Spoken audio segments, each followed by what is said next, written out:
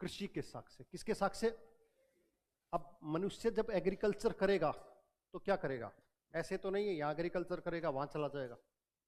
जहां कृषि करेगा वहीं रहेगा, जहां कृषि करेगा वहीं रहेगा। इसका मतलब इसका जीवन कैसा हो गया? स्थायी जीवन हो गया। अब तक क्या कर रहा था वो? घूम रहा था। यहां पर जो बस्ती विकसित हुई, ग्रामीण बस्ती, कौन सी? ठीक है। उसके अलावा चाकिया पहिया, चाकिया पहिए, पहिए का मतलब एक गोल वस्तु उस समय। क्यों? क्योंकि इस्तेमाल किस में हो रहा है? पहले मिट्टी के बर्तन को बनाने में। किसको? कुम्हार होता है ना, कुम्हार, वो चाक का प्रयोग करके किसका इस्तेमाल करता है? मिट्टी के बर्तन। उन मिट्टी के बर्तनों का मतलब मृद भांड। मृद भांड को क्या कहा जाता है? मिट्टी के बर्तन। ये ग्रेवेयर, कौन से? ग्रेवेयर जिन्हें कहते हैं। और तीसरा चकमक उद्योग। कौन सा उद्योग? चकमक उद्योग का मतलब इन मृद भांडों को क्या किया गया? पॉलिश किया गया। क्या किया गया? पॉलिशदार मृद भांड आपको देखने को मिले, तो उनको दूसरा नाम क्या दे दिया गया? चकमक उद्योग। कौन सा उद्योग? ये चीज ध्यान रखना। अब यहां से स्थल की बात करें। किसकी? स्थल की बात करें। सबसे महत्वपूर्ण स्थल है, पहला लिखो, मेहरगढ़। हाँ, बलूचिस्तान, बलूचिस्तान, या फिर ब्रैकेट में क्या लिखोगे? पाकिस्तान। सबसे महत्वपूर्ण ध्यान रखिएगा।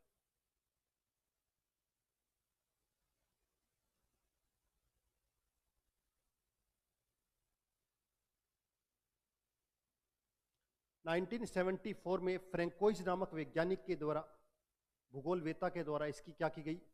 खोज की गई।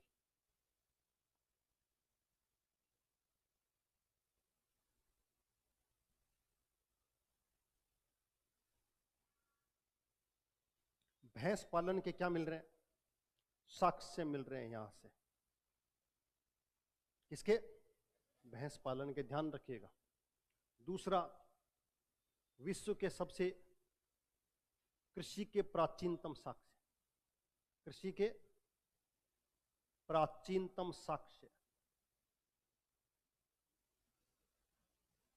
कृषि के प्राचीनतम साक्ष्य आपको यहां देखने को मिलेंगे। याद रखिएगा, ये बहुत बार पूछा जाने वाला क्वेश्चन है। ये स्थल मेहरगढ़, बलूचिस्तान, पाकिस्तान के अंदर स्थित है। फ्रैंकोइज नामक वैज्ञानिक के द्वारा इसकी खोज की गई। भैंस पालन और कृषि के प्राचीनतम साक्ष्य। और कहते हैं कि यहां पर जो बस्ती मिली है वो लगभग 7000 वर्ष पुरानी बस्ती, ग्रामीण बस्ती के साक्ष्य मिले।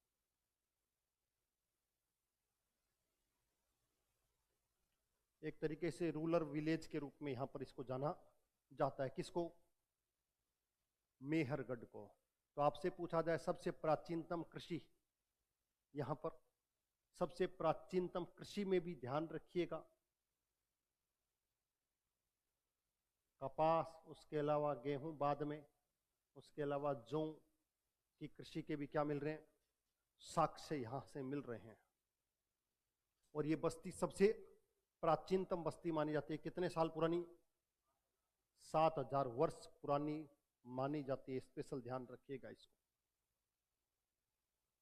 तो आज के बाद बता दोगे विश्व के प्राचीनतम कृषि के साक्ष्य कहां से मिले? हाँ, एक आगे चलकर अभी मैं बताऊंगा, एक नई साइट खोजी गई है, वो भारत में है। किसमें है? भारत में। अगर ऑप्शन में आपको मेहरगढ़ ना मिले तब जाकर उसका जवाब दीजिएगा, लेकिन आज तक मेहरगढ़ को ही स्वीकार किया गया है। दूसरा स्थल लिखिए, सबसे महत्वपूर्ण, दूसरा सबसे महत्वपूर्ण स्थल है बुर्ज होम।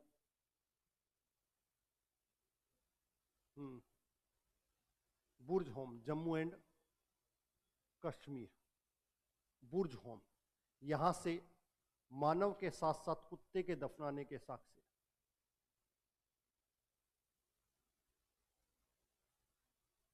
कुत्ते के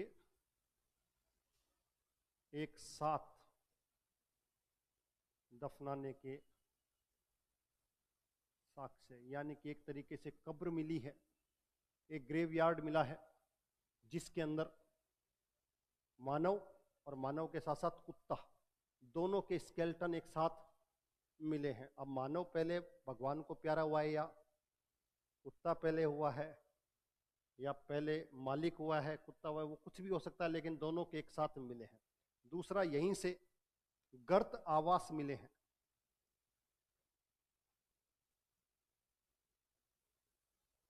गहरे जमीन के अंदर बनाए गए एक तरीके से केव हो सकती है। क्या हो सकती है? केव।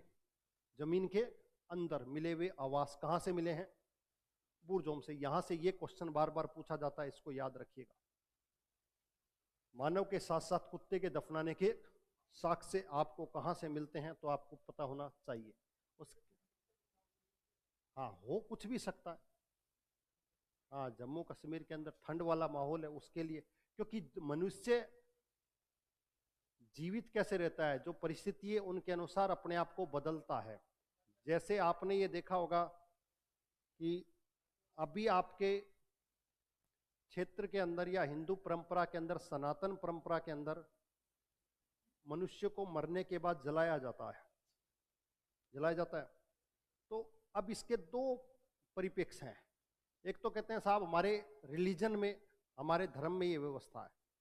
दूसरा एक इसका एस्पेक्ट ये होता है कि ऐसी ज्योग्राफिकल कंडीशन थी जिसने ये बात स्वीकार करी कि इनको जला दिया जाए। समझ में आ गए?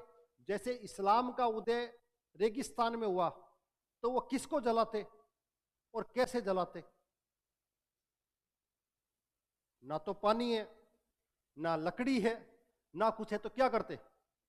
तो उन्होंने एक परंपरा विकसित की, जमीन के अंदर गाड़ दिया जाए। समझ में क्या? ऐसी व्यवस्था आपको यूरोप में देखने को मिलेगी। यूरोप में ठंड बहुत हुआ करती थी, बहुत ज्यादा क्या थी? ठंड थी। तो लकड़ी मिलेगी लेकिन आग लगने की संभावना नहीं होगी, तो क्या किया जाए? उन्होंने उसको एक बॉक्स कर दिया। क्या कर दिया? बॉक्स, कॉफिन जिसको कहते हैं, और उसके अंदर डाल करके। अब हमारे यहाँ पर जो व्यवस्था थी वो थी, हमारा जो रिलीजन डेवलप हुआ वो गंगा घाटी के क्षेत्र में हुआ। जब गंगा घाटी के क्षेत्र में हुआ तो यहाँ पर पेड़ों की अपार मात्रा थी और पानी भी था। तो हमने पहले तो क्या किया? जला दिया, और जो बच गया उसको बहा दिया। पहले जला दिया और जो अवशेष बच गया उसको बहा दिया। मैंने आपको कहा यहां पर आपको भारत के अंदर बहुत सारी व्यवस्थाएं देखने को मिलेगी। दलित वर्ग जो है उसमें अभी भी दफनाते हैं, ब्राह्मणों में अभी भी दफनाते हैं। ब्राह्मण बता सकता हूं भारत के अंदर जिसको दफनाया गया है, एक चीफ मिनिस्टर देश के अंदर, तमिलनाडु की चीफ मिनिस्टर को दफनाया गया था। आई समझ में? तो ये सब कहीं ना कहीं ज्योग्राफिकल कंडीशन। कौन सी?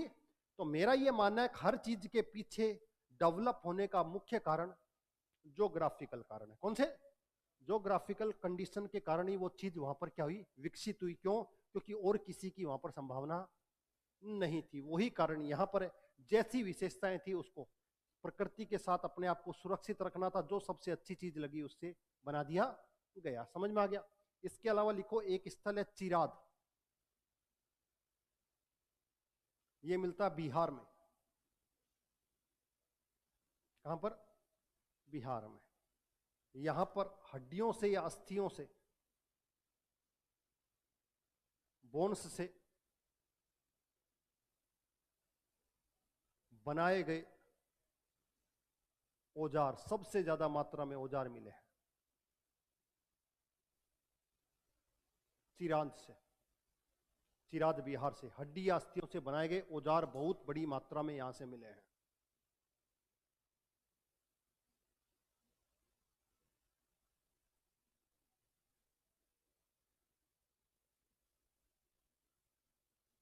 कोल्डी हवा नामक एक स्थान है यूपी में। कहां पर? यूपी में। चावल की कृषि के साथ से, किसके?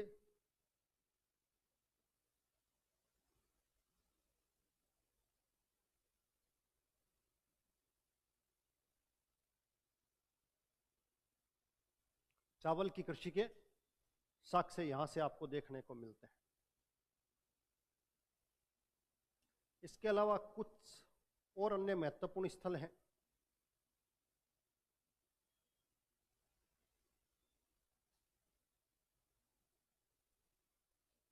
लोहरा देव,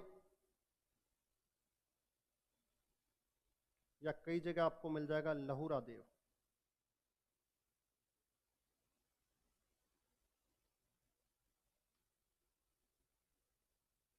ये साइट्स अभी उत्तर प्रदेश में खोजी गई है और कहा गया यहां से प्राचीनतम कृषि के साक्ष्य, किसके?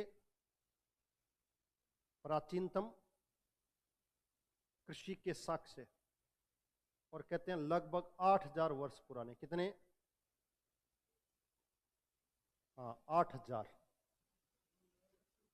हाँ, अब दोनों विकल्प आते हैं, वो क्या मानता है उसको देख सकते हो, लेकिन जहां तक संभावना है ये दोनों एक साथ नहीं देगा, दोनों एक साथ नहीं देगा। क्यों?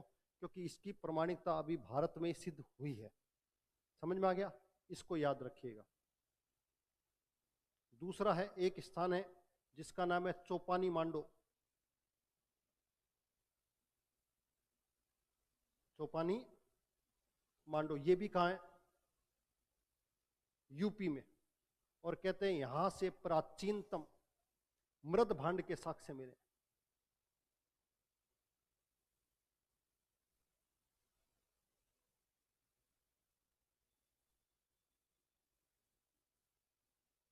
प्राचीनतम मृद भांड के साक्ष्य, मिट्टी के बर्तन।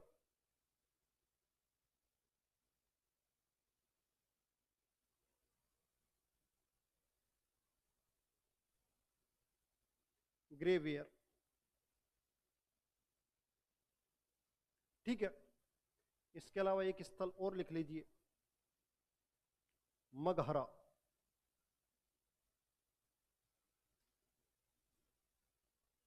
मगहरा ये भी कहाँ है? यूपी में। और कहते हैं यहां से प्राचीनतम गौशाला के साक्ष्य मिले। प्राचीनतम गौशाला के साक्ष्य।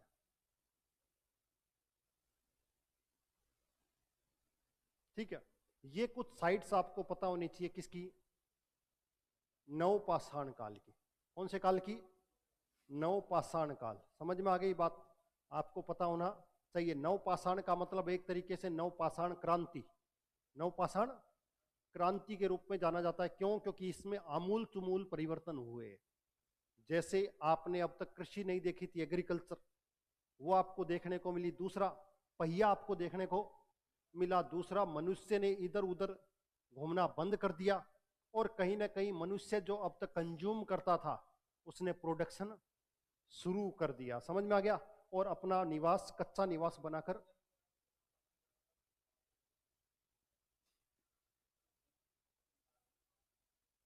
मध्यपुरा पालतू पशु। हाँ, कुत्ता बताया ना, सबसे पहले मानव ने जो पाला वो कुत्ता पाला। कौन सा? ग्रेवियर। ठीक है, मानव ने सबसे पहले किसको पाला? कुत्ते को पाला। किसको?